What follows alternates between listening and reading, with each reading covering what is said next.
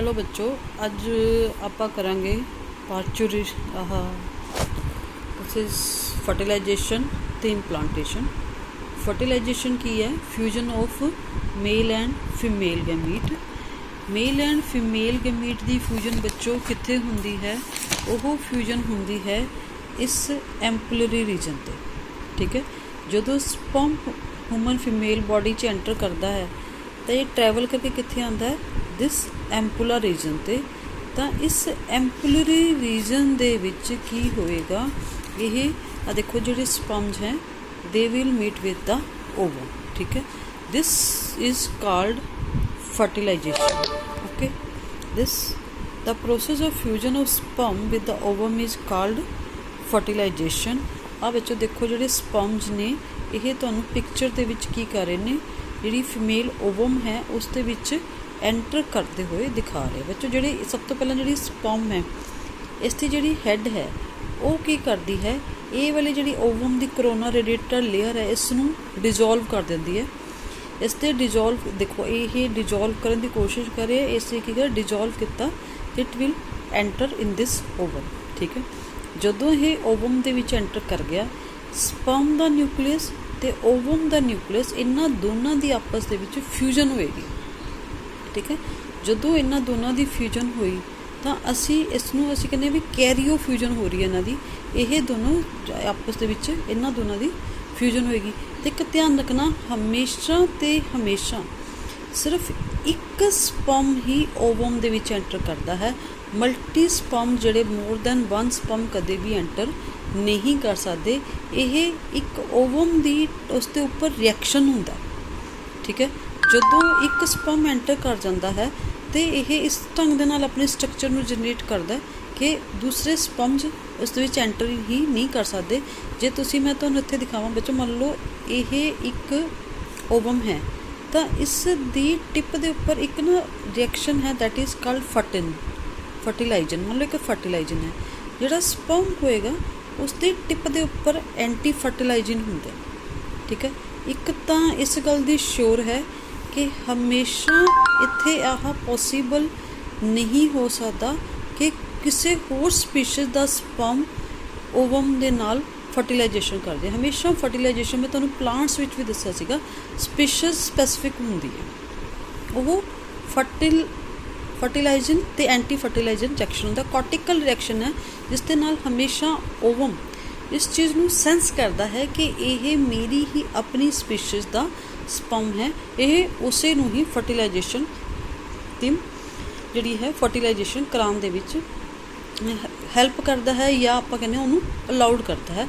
This is called fertilisation. ठीक है, जदों फर्टिलाइजेशन हो गई, ठीक है बच्चों, जदों ये एग एंटर कर गया तो तुहाडे कोल की बन गया इत्थे? This is called zygote. ठीक है, ये देखो ये वाली मैं डायग्राम तुहाडी बुक्स वाली डायग्राम ही तुहानूं एक्सप्लेन कर रही हूँ।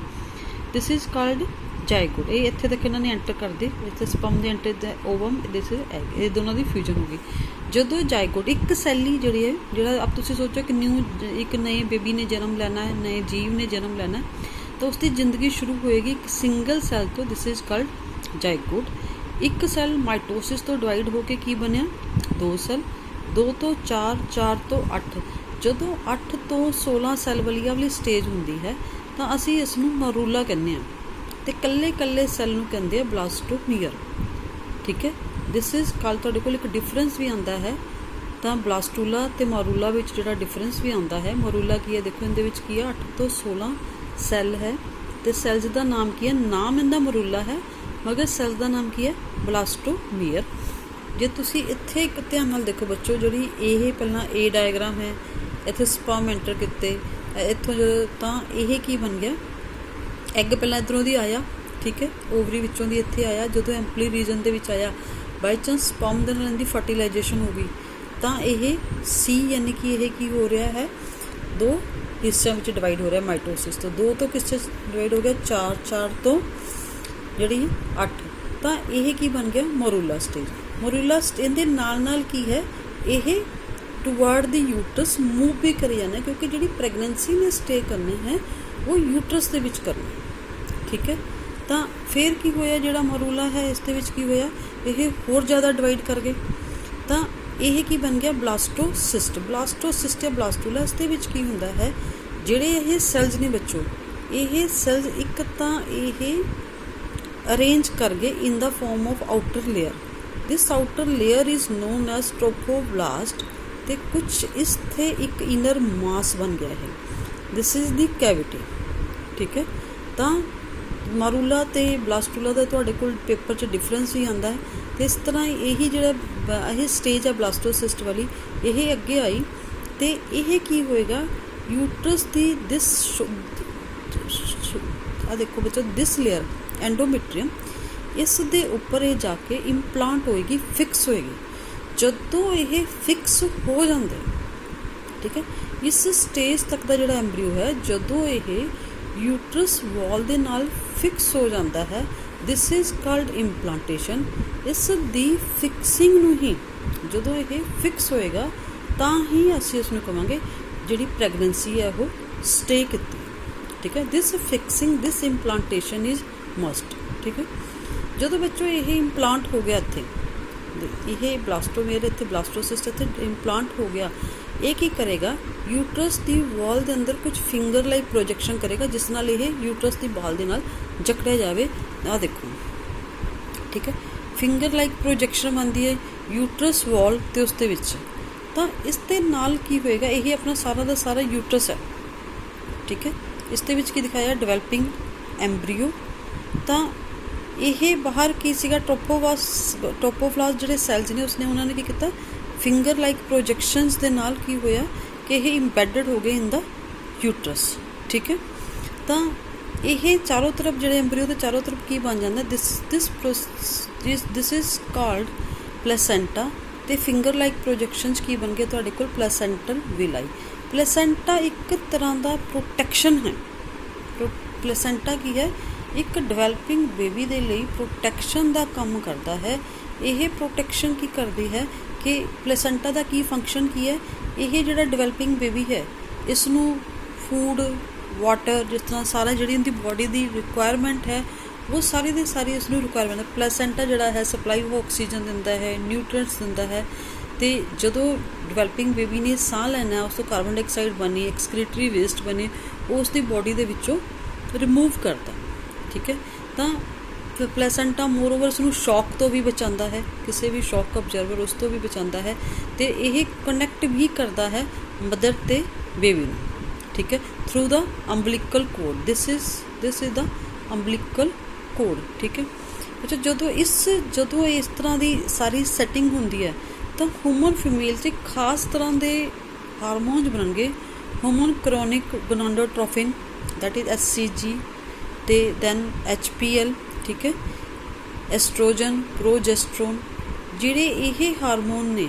ਤੇ ਜਦੋਂ ਐਟ ਦਾ ਟਾਈਮ ਐਂਡ ਜਦੋਂ ਬੇਬੀ ਨੇ ਡਿਲੀਵਰ ਹੋਣਾ, ਤਾਂ ਉਦੋਂ ਇੱਕ ਹਾਰਮੋਨ ਰਿਲੀਜ਼ ਹੁੰਦਾ, ਦੈਟ ਇਜ਼ ਕਾਲਡ ਰਿਲੈਕਸਿਨ। ਇਹ ਹਾਰਮੋਨ ਨੋਰਮਲ ਫੀਮੇਲ ਵਿੱਚ ਨਹੀਂ ਹੁੰਦੇ। ਇਹ ਜਿਹੜੇ ਹਾਰਮੋਨ ਹੋਣਗੇ ਉਹ ਨੋਰਮਲ ਫੀਮੇਲ ਦੇ ਵਿੱਚ ਨਹੀਂ ਹੁੰਦੇ, ਇਹ ਪ੍ਰੈਗਨੈਂਟ ਫੀਮੇਲ ਦੇ ਵਿੱਚ ਹੁੰਦੇ। ਜਦੋਂ ਵੀ ਪ੍ਰੈਗਨੈਂਸੀ ਟੈਸਟ ਹੁੰਦਾ, ਤਾਂ ਜਦੋਂ ਇਹਨਾਂ ਦੇ ਹੀ ਲੈਵਲ ਹਾਇਰ ਤੁਹਾਨੂੰ ਉਸ ਦੇ ਵਿੱਚ ਟੈਸਟ ਦੀ ਰਿਪੋਰਟ ਦੇ ਵਿੱਚ ਇਹੀ presence of these hormones he pregnancy test ਨੂੰ ਪੋਜ਼ਿਟਿਵ ਸ਼ੋ ਕਰਦਾ, ਠੀਕ ਹੈ ਬੱਚੋ। ਤਾਂ ਜਿਵੇਂ ਹੀ ਇੰਪਲਾਂਟੇਸ਼ਨ ਹੋ ਗਈ, ਬੇਬੀ ਐਂਬਰੀਓ ਦੀ ਆਹ ਸੈਟਿੰਗ ਹੈ, ਹੁਣ ਕੀ ਹੋਏਗੀ, ਐਂਬਰੀਓ ਦੀ ਡਿਵੈਲਪਮੈਂਟ। ਐਂਬਰੀਓ ਦੀ ਡਿਵੈਲਪਮੈਂਟ ਦੇ ਨਾਲ ਕੀ ਹੋਏਗਾ, ਇਹਦੇ ਵਿੱਚ ਆਪਣੀ ਬੋਡੀ ਦੇ ਵਿੱਚ ਪਲੈਸੈਂਟਾ ਵਿੱਚ 3 ਤਰ੍ਹਾਂ ਦੇ ਲੇਅਰ ਬਣਦੇ ਨੇ, ਐਕਟੋਡਰਮ, ਐਂਡੋਡਰਮ ਤੇ ਮੀਜ਼ੋਡਰਮ। ਇਹੀ 3 ਲੇਅਰਸ ਨੇ। Formation of these 3 layers is known as organogenesis, ਕਿਉਂਕਿ ਇਸ ਤੋਂ ਹੀ ਅੱਗੇ ਬੇਬੀ ਦੇ ਸਾਰੇ ਹੱਥ ਪੈਰ, ਸਾਰੀ ਦੀ ਪੂਰੀ ਬੋਡੀ ਨੇ ਡਿਵੈਲਪ ਹੋਣਾ ਹੈ। ਤੁਸੀਂ ਕਈ ਵਾਰ TV ਤੇ ਖਬਰਾਂ 'ਚ ਸੁਣਦੇ ਹੋ ਸਟੈਮ ਸੈਲਸ। ਸਟੈਮ ਸੈਲਸ ਕੀ ਹੈ, ਥੋੜ੍ਹੇ ਜਿਹੇ ਇਨਰ ਮਾਸ ਜਿਹੜੇ ਸੈਲਸ ਹੈ, they are preserved as the stem cells. ਹੁਣ ਕਦੋਂ ਕੀ ਬਣੇਗਾ, ਜਿਹੜੀ ਤੁਸੀਂ ਲੋਕ ਜਿਹੜਾ ਫਸਟ ਮੰਥ ਹੈ ਉਸ ਵਿੱਚ ਕੀ ਹੋਏਗਾ, ਬੇਬੀ ਦਾ ਹਾਰਟ ਡਿਵੈਲਪ ਹੋ ਜਾਂਦਾ ਹੈ। ਤੇ ਡਾਕਟਰ ਕਈ ਵਾਰ ਕਹਿੰਦੇ ਵੀ ਫਿਟਲ ਹਾਰਟ ਬੀਟ ਇੰਨੀ ਹੈ। ਫਿਟਲ ਦਾ ਮਤਲਬ ਜਿਹੜਾ ਬੇਬੀ ਐਂਬਰੀਓ ਜਿਹੜਾ ਮਦਰ ਦੀ ਯੂਟਰਸ ਵਿੱਚ ਗਰੋ ਕਰ ਰਿਹਾ। ਤਾਂ ਪਹਿਲੇ ਮੰਥ ਕੀ ਡਿਵੈਲਪ ਹੋਏਗਾ, ਹਾਰਟ। ਸੈਕਿੰਡ ਵੀਕ ਦੇ ਤੁਹਾਡੇ ਕੋਲ ਕੀ ਆ ਜਾਏਗਾ, ਲਿੰਬਸ। ਫਸਟ ਅਸੀਂ ਲੈਂਦੇ ਹਾਂ, ਦੈਨ ਲਿੰਬਸ ਐਂਡ ਦੀ ਡਿਜਿਟਸ ਵਗੈਰਾ, ਹੱਥ ਪੈਰ ਉਂਗਲਾਂ ਵਗੈਰਾ ਬਣਨੀਆਂ ਸ਼ੁਰੂ ਹੋ ਜਾਂਦੀਆਂ ਨੇ। ਅਤੇ up to the 3rd month ਤੁਹਾਡੇ ਕੋਲ ਮੇਜਰ ਔਰਗਨਸ ਸਾਰੀ ਬੋਡੀ ਦੇ ਬਣ ਜਾਂਦੇ ਨੇ, ਠੀਕ ਹੈ। ਅਤੇ 5th ਮੰਥ ਤੱਕ ਤੁਹਾਡੇ ਕੋਲ ਕੀ ਬਣ ਗਏ, ਬੱਚੇ ਦੀ ਜਿਹੜੀ ਬੋਡੀ ਆ ਉਹ ਹੇਅਰ ਦੇ ਨਾਲ ਕਵਰ ਹੋ ਜਾਂਦੀ ਹੈ, ਉਹਦੀ ਹੈਂਡ ਵਗੈਰਾ 'ਤੇ ਹੈੱਡ 'ਤੇ ਸਾਰੇ ਹੇਅਰਸ ਵਗੈਰਾ ਬਣਨੇ ਸ਼ੁਰੂ ਹੋ ਜਾਂਦੇ ਨੇ, ਠੀਕ ਹੈ ਬੱਚੋ। ਇਹ ਇੱਕ ਅਲੱਗ-ਅਲੱਗ ਸਾਰੇ, ਜੇ ਤੁਸੀਂ ਇਸ ਪੈਰਾਗ੍ਰਾਫ ਨੂੰ ਪੜ੍ਹਦੇ ਹੋ ਤਾਂ ਤੁਹਾਡੇ ਕੋਲ ਇੱਕ ਲਿਸਟ ਬਣਦੀ ਹੈ ਕਿ ਕਿਹੜੇ ਟਾਈਮ ਦੇ ਵਿੱਚ ਕਿਸ ਢੰਗ ਦੇ ਨਾਲ ਬੇਬੀ ਦੇ ਅਲੱਗ-ਅਲੱਗ ਬਾਡੀ ਔਰਗਨਸ ਬਣਦੇ ਨੇ, ਠੀਕ ਹੈ। ਤਾਂ ਬਾਈ 9 ਮੰਥ ਕੀ ਹੋਏਗਾ ਕਿ ਜਿਹੜਾ ਬੇਬੀ ਹੈ ਫੁੱਲੀ ਡਿਵੈਲਪ ਹੋ ਜਾਏਗਾ। ਤਾਂ ਅਸੀਂ ਸਭ ਤੋਂ ਪਹਿਲਾਂ ਤੁਹਾਡੇ ਕੋਲ ਇੱਕ ਟਰਮ ਆਉਂਦੀ ਹੈ ਗੈਸਟੇਸ਼ਨ ਪੀਰੀਅਡ, ਜਾਂ ਜੈਸਟੇਸ਼ਨ ਪੀਰੀਅਡ ਲੈ ਲਓ ਇਸਨੂੰ ਤੁਸੀਂ। What is gestation period? ਇਸ ਦੇ ਵਿੱਚ ਕੀ ਹੈ ਕਿ ਜਿਹੜਾ ਹਿਊਮਨ ਪ੍ਰੈਗਨੈਂਸੀ ਤੋਂ ਬਾਅਦ ਕਰੀਬ ਜਿਹੜੀ ਹਿਊਮਨ ਪ੍ਰੈਗਨੈਂਸੀ ਹੈ ਉਹ ਕਿੰਨੀ ਦੇਰ ਦੀ ਹੈ, 9 month and 9 days, 9 month and 9 days. This is called, ਜਿਹੜਾ ਇਹ ਸਾਰਾ ਡਿਊਰੇਸ਼ਨ ਹੈ, ਅਸੀਂ ਇਸ ਨੂੰ ਜੈਸਟੇਸ਼ਨ ਪੀਰੀਅਡ ਕਹਿੰਦੇ ਹਾਂ। ਜਦੋਂ ਹੁਣ ਬੇਬੀ ਇੱਕ ਪੂਰਾ ਡਿਵੈਲਪ ਹੋ ਗਿਆ ਤਾਂ ਜਿਹਨੂੰ ਤੁਸੀਂ ਆਮ ਤੌਰ 'ਤੇ ਡਿਲੀਵਰੀ ਦੇ ਬਾਅਦ ਕਹਿੰਦੇ ਵੀ ਲੇਬਰ ਪੇਨ ਸਟਾਰਟ ਹੋ ਗਈ, ਦਰਦ ਸ਼ੁਰੂ ਹੋ ਗਏ, ਦਿਸ ਪ੍ਰੋਸੈਸ ਇਜ਼ ਕਾਲਡ ਪਾਰਚੂਰੇਸ਼ਨ। ਇਸ ਵਿੱਚ ਕੀ ਹੋਏਗਾ ਕਿ ਬੇਬੀ ਇੱਕ ਤਰ੍ਹਾਂ ਦੀ ਮਦਰ ਦੀ ਯੂਟਰਸ ਦੇ ਵਿੱਚ ਕੰਟਰੈਕਸ਼ਨ ਹੁੰਦੀ ਹੈ, ਉਸ ਕੰਟਰੈਕਸ਼ਨ ਦੇ ਕਾਰਨ, ਠੀਕ ਹੈ, ਤਾਂ ਬੇਬੀ ਕੀ ਹੋਏਗਾ, ਉਹਦੀ ਬੇਬੀ ਦੀ ਜਿਹੜੀ ਡਿਲੀਵਰੀ ਹੈ, ਦਿਸ ਇਜ਼ ਕਾਲਡ ਪਾਰਚੂਰੇਸ਼ਨ। ਇੱਥੇ ਜਿਹੜੇ ਹਾਰਮੋਨਸ ਵਰਕਆਊਟ ਕਰਦੇ ਨੇ ਉਹ ਬੱਚੋ ਹੈ ਆਕਸੀਟੋਕਸਿਨ, ਅਤੇ ਫਿਰ ਕੀ ਆ ਗਿਆ ਤੁਹਾਡੇ ਕੋਲ, ਰਿਲੈਕਸਿਨ ਹਾਰਮੋਨਸ, ਠੀਕ ਹੈ। ਉਸ ਤੋਂ ਬਾਅਦ ਤੁਹਾਡੇ ਕੋਲ ਆ ਗਿਆ lactation. What is lactation? Lactation ਕੀ ਹੈ ਕਿ ਮਦਰ ਜਿਵੇਂ ਹੀ ਇੱਕ ਬੇਬੀ ਨੂੰ ਬਰਥ ਦਿੰਦੀ ਹੈ, ਨਾਲ ਦੀ ਨਾਲ ਮੈਮਰੀ ਗਲੈਂਡ ਜਿਹੜੀਆਂ ਨੇ ਉਸ ਦੇ ਵਿੱਚੋਂ ਦੀ ਮਿਲਕ ਦੀ ਸਕ੍ਰੀਸ਼ਨ ਸਟਾਰਟ ਹੋ ਜਾਂਦੀ ਹੈ। ਦਿਸ ਇਜ਼ ਕਾਲਡ ਲੈਕਟੇਸ਼ਨ, ਠੀਕ ਹੈ।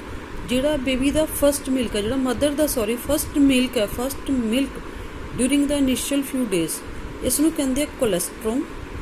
ਜਿਹੜਾ ਬੱਚਾ ਕੋਲੈਸਟਰੋਮ ਹੈ, ਇਹ ਬੱਚੇ ਲਈ ਬਹੁਤ ਜ਼ਿਆਦਾ ਵਧੀਆ ਹੁੰਦਾ ਹੈ, ਬਹੁਤ ਜ਼ਿਆਦਾ ਯੂਜ਼ਫੁਲ ਹੁੰਦਾ ਹੈ, ਕਿਉਂਕਿ ਇਸ ਵਿੱਚ ਕਾਫੀ ਸਾਰੀਆਂ ਐਂਟੀਬਾਡੀਜ਼ ਹੁੰਦੀਆਂ ਨੇ ਜਿਹੜੀਆਂ ਕਿ ਉਸਨੂੰ ਬਹੁਤ ਸਾਰੇ ਤਰ੍ਹਾਂ ਦੀਆਂ ਬਿਮਾਰੀਆਂ ਤੋਂ ਬਚਾਉਂਦੇ ਹੈ।